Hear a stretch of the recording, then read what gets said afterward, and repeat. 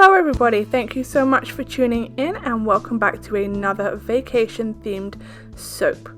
This week we are taking a beach getaway and making a beachy themed soap, and as you saw, this soap has little turtles right on top. So I'm starting my soap as ever by adding my lye water solution to my melted oils. They're both at about 105 degrees Fahrenheit today, so we're soaping a little on the warm side. And as you can see, my soap oils are a little bit darker than normal. My tallow rendered a little bit dark, but that's not going to impact the final color of the soap. So I have mixed that all up with my spatula to make sure that all of my oils are incorporated and emulsified, and I'm pouring off about a quarter of my mixture for the first section of the soap, which is the beach, and I'm adding about a teaspoon of orange peel powder to make a nice beachy sandy color. I'm going to use my stick blender to fully incorporate that into the soap, and then I'm going to add my essential oil blend. Now the blend of essential oils that I am using today is a beautiful blend of spearmint, rosemary and lemongrass essential oil. So it's a really nice herby but fresh, almost salty scented soap, perfect for a beachy getaway. I'm going to split off about a third of my batter for the next phase of this soap and just use the 2/3 in my pitcher for the first layer of my soap. So once I'm happy with those amounts, I'm going to bring my soap molds in and divide that evenly among my two soap molds. This is going to set up reasonably quickly. My soap studio is a little bit warm on the day that I made this soap, and that lemongrass essential oil definitely helps my soap to move a little bit quickly. I have a little bit more of my soap in this original container, so I'm adding a tiny bit more of my essential oil blend. Then I'm going to go ahead and add some zinc oxide into the soap to make a white soap. Once I have that all incorporated into the soap, I will mix it up with my stick blender to make sure it is fully dispersed amongst the soap and my soap has reached a medium trace. I'm then going to add about half of this white into my sand colored soap. And I'm just going to do an in the pot swirl, and I'm going to mix up my sand color soap. As you can see, it has set up a little bit, so I'm just loosening it back up with my spatula before pouring that white soap into the pitcher. I'm going to pour it in a circular pattern to get that white distributed evenly through the soap in a nice random fashion, and then bring my pitchers back in and pour it onto the previous layer. As you can see, it has set up nicely, so it is just sitting right on top of the previous layer of soap, and this is going to look like the waves crashing onto the beach. So I'm going to get that all poured into my molds evenly between the two before moving on to the next layer of the soap.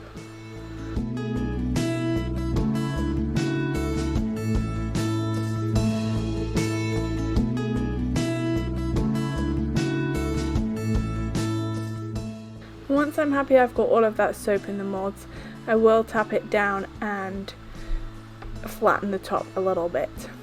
So with the rest of my soap batter, I'm adding some indigo powder and mixing it with my stick blender just to make sure I have the shade of blue that I'm looking for.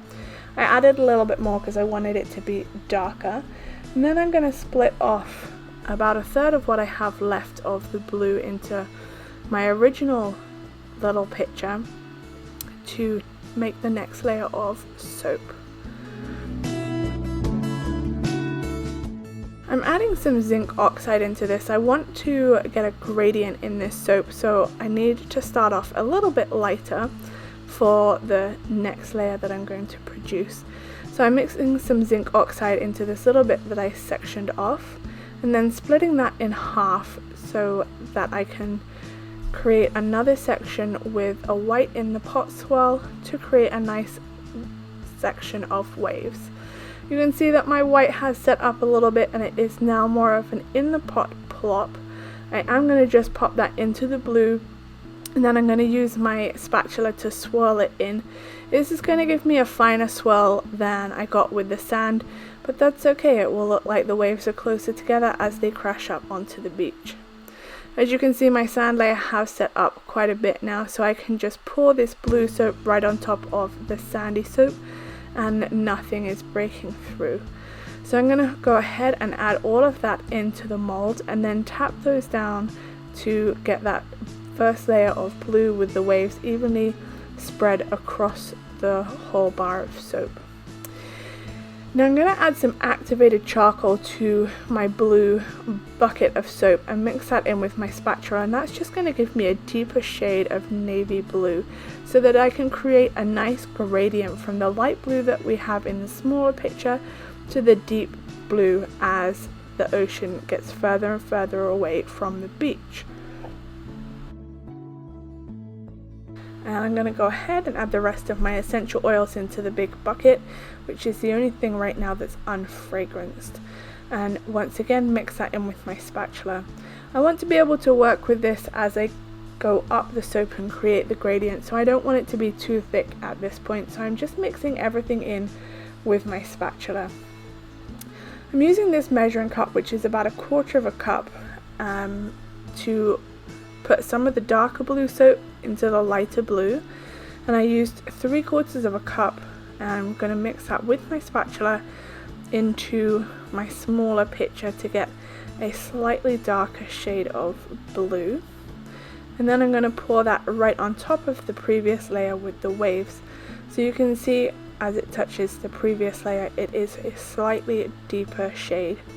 I'm just going to pour that over once so I still have a little bit of blue left in my small pitcher, and tap down between each layer to get them evenly distributed. Then I added 3/4 of a cup more to my pitcher of the dark blue, mixed it in with my spatula, and I'm going to go ahead now and pour another layer of that soap into the molds and once again tap it down.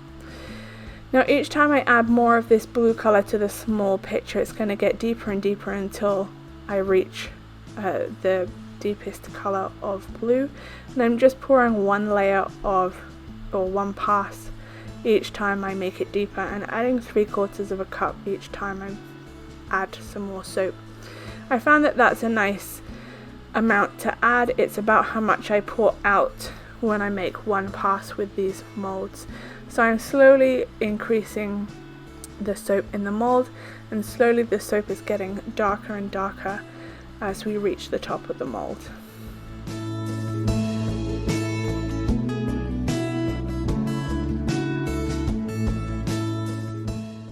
Now there's nothing I like better than a nice beachy vacation. Get to spend so much time relaxing on the beach and playing in the waves. My daughter just loves playing on the beach and rolling around in the sand and being buried like a mermaid, so this felt like a fitting choice for a vacation themed soap. I haven't let my soap set up very much. I want the top of this soap to be pretty flat so that I can put the embeds on top. I am going to texture one side, as you can see, with the back of my spoon, and it is still fairly fluid, so it isn't creating too much definition in the soap as I use the back of my spoon to create that texture on one side, moving it towards the middle. This is just going to give me a nice shallow texture. It is time to move on to making my little turtle embeds that are going on top. So I have some green soap dough, and I've made this with a light green, a dark green, and then added a little bit of spirulina to get this mottled green effect that I'm going to use to make the turtle shell. I've kneaded that to a nice smooth consistency, rolled it into a ball, and then flattened it into a disc. Then I'm going to go around and use my fingertips to thin out the edges of the disc to a nice shell type, and I want this to be fairly uneven around the edges and flat on the bottom. Now I have this lighter color soap that I made with some turmeric, and I'm just pulling off a tiny amount and rolling that into a teardrop shape.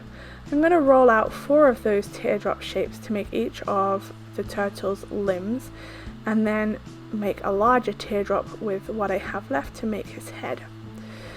Now I'm flattening the larger edge of the teardrop and sticking those to the underside of the shell, I'm sticking 2 at the back and then 2 on either, or 1 on either side, and then putting the head on in the middle between the front legs.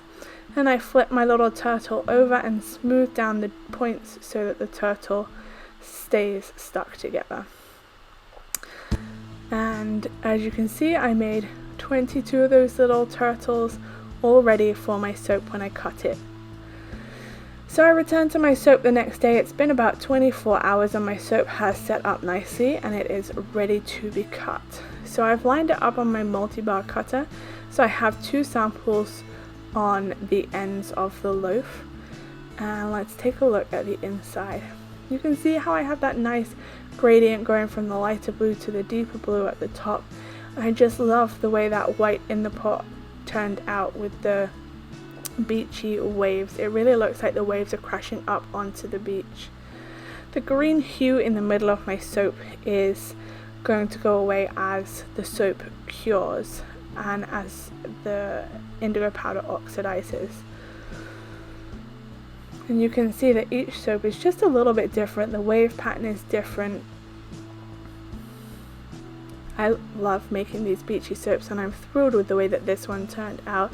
It really does look like you're sitting on the beach looking out to the horizon. So let's take a look at the last bar and the little waves that you can see out to sea and the ones closer up. Alright, it is now time to stick those turtles onto the bars. So I am using some cold processed soap to do that, and I'm just using the heat transfer method to make that soap. You've seen me do this on this channel a few times now. So I added my hot lye water solution, which was about 200 degrees, to my hard oils. Let that melt those oils, and then I've added my soft oils and I'm mixing that in with my spatula. I'm going to get that fully incorporated into the soap, and that really thins out those hard oils again. So I have a nice workable soap batter that I can make embeds with and use to stick on the top of this soap to add my turtles.